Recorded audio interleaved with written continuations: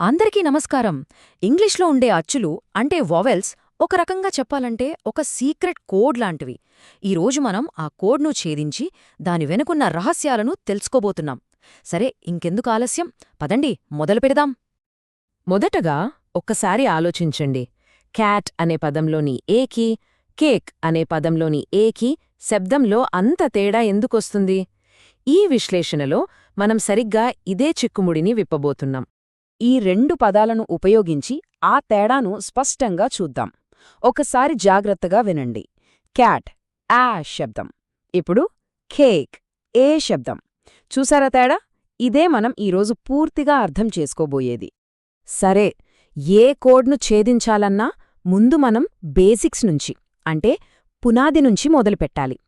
ఇంగ్లీష్లో ఆ పునాదే చాలా సరళంగా ఒకే రకంగా పలికే హ్రస్వ అచ్చులు. మొట్టమొదటగా హ్రస్వ ఏ శబ్దం. ఈ శబ్దాన్ని యా అలా పలుకుతాం. దీనికి ఒక మంచి ఉదాహరణ క్యాట్ అనే పదం. విన్నారు కదా, ఏ. ఇప్పుడు హ్రస్వ ఈ శబ్దం. ఇది ఏ లాగా వినిపిస్తుంది. ఉదాహరణకు పెట్ అనే పదంలో లాగా ఈ. ఇదే పద్ధతిలో మిగతా అచ్చులను కూడా చూద్దాం. తరువాత వస్తుంది హ్రస్వ ఐ శబ్దం. దీన్ని మనం ఇ లా పలుకుతాం. దీనికి చక్కని ఉదాహరణ పిన్. వినండి, ఇ. ఇక హ్రస్వ ఓ శబ్దం విషయానికొస్తే ఈ శబ్దం అహ్ లాగా ఉంటుంది. దీనికి సరైన ఉదాహరణ పాట్. మన హ్రస్వ అచ్చుల వరసలో చివరిది యు. దీని శబ్దం ఆ లాగా ఉంటుంది. ఉదాహరణకు కట్. ఈ 5 శబ్దాలే గుర్తుపెట్టుకోండి, మన అచ్చుల కోడ్కు అసలైన పునాది. ఓకే, ఇప్పటివరకు మనం నేర్చుకున్న ఈ 5 హ్రస్వ అచ్చుల శబ్దాలను ఒక్కసారి మొత్తం మీద చూద్దాం. ఈ పట్టికలో చూస్తే ప్రతి అచ్చు, దాని శబ్దం, ఇంకా కొన్ని ఉదాహరణలున్నాయి. ఇది మనకు పునాదిని బాగా గుర్తుంచుకోవడానికి సహాయపడుతుంది. ఇప్పటివరకు పునాది గురించి చూశాం కదా. ఇప్పుడు కథలో ఒక చిన్న ట్విస్ట్, అది దీర్ఘ అచ్చుల పరివర్తన. ఇది కొంచెం భిన్నంగా ఉంటాయి, కానీ భయపడాల్సిన అవసరం లేదు. ఇవి కూడా కొన్ని రూల్స్ పాటిస్తాయి. అసలా పరివర్తన ఎలా ఉంటుందో చూద్దాం. దీర్ఘ అచ్చులు అంటే చాలా సింపుల్. అచ్చు తన పేరును తానే పలుకుతుంది. అంటే ఏ, ఈ, ఐ, ఓ, యు ఇలా అనమాట. ఈ ఒక్క విషయం గుర్తుంచుకుంటే చాలు. సరే, అసలు ఈ దీర్ఘ అచ్చుల శబ్దాలు ఎలా వస్తాయి? వాటి వెనకున్న రూల్స్ ఏంటి? ఆ కీజ్ ఏంటో ఇప్పుడు మనం తెలుసుకోబోతున్నాం. ఈ కోడ్ని బ్రేక్ చేయడానికి రెడీగా ఉండండి. దీర్ఘ అచ్చులను క్రియేట్ చేసే మన మొదటి మేజర్ రూల్, మన మొదటి కీ అదేంటంటే మ్యాజిక్ ఈ. ఇది ఎలా పనిచేస్తుందో చూడండి, చాలా ఆసక్తికరంగా ఉంటుంది. మొదట పిన్ అనే పదం తీసుకోండి. ఇక్కడ ఐ శబ్దం హ్రస్వంగా ఉంది. ఇప్పుడు దీని చివర ఒక ఈ పెడదాం. అంతే, మ్యాజిక్. పదం పైన్గా మారింది. ఇక్కడ ఐ శబ్దం కాస్త ఐగా, అంటే దాని పేరునే పలుకుతోంది. అద్భుతం కదా.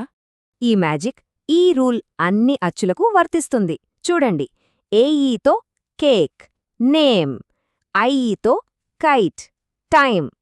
ఇలా ప్రతిచోటా చివర ఉన్న ఈ సైలెంట్గా ఉంటూ దానికి ముందున్న అచ్చు శబ్దాన్ని దీర్ఘంగా మారుస్తుంది. గమనించారు కదా. ఓకే, మనం మొదటి కీ మ్యాజిక్ ఈ. మరి రెండో కీ ఏంటి? అదే అచ్చుల జతలు లేదా వొవెల్ టీమ్స్. ఇందులో 2 అచ్చులు ఒక టీంలా కలిసి ఒకే శబ్దాన్నిస్తాయి. ముందుగా ఏ మరియు ఈ టీమ్స్ని చూద్దాం. ఉదాహరణకు దీర్ఘ ఏ శబ్దం కావాలంటే ఏఐ లేదా ఏవై వాడతాం. రెయిన్, ప్లే లాంటి పదాల్లోలాగా. అలాగే దీర్ఘ ఈ కోసం ఈఈ, ఈఏ, కొన్నిసార్లు వై కూడా వాడుకలో ఉన్నాయి. ట్రీ, బీచ్ పదాల్లో చూడవచ్చు.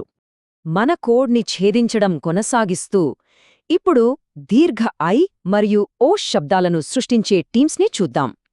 పై లేదా నైట్ లోని దీర్ఘ ఐ శబ్దం, ఇంకా బోట్ లేదా స్నోలోని దీర్ఘ ఓ శబ్దం ఈ జతల వల్లే వస్తాయన్నమాట. ఇక అచ్చుల జతల విభాగంలో చివరిగా దీర్ఘ యు శబ్దాన్నిచ్చే నమూనాలు. యు మరియు ఈడబ్ల్యూ అనేవి రెస్క్యూ, న్యూ లాంటి పదాలలో దీర్ఘ యు శబ్దాన్నిస్తాయి. అలాగే మనం ఈ విశ్లేషణ చివరికొచ్చేశాం. ఇప్పటివరకు మనం నేర్చుకున్న ముఖ్యమైన విషయాల్ని ఒక్కసారి గుర్తుచేసుకుందాం. ఎందుకంటే అచ్చుల కోడ్ ఇప్పుడు బ్రేక్ అయిపోయింది.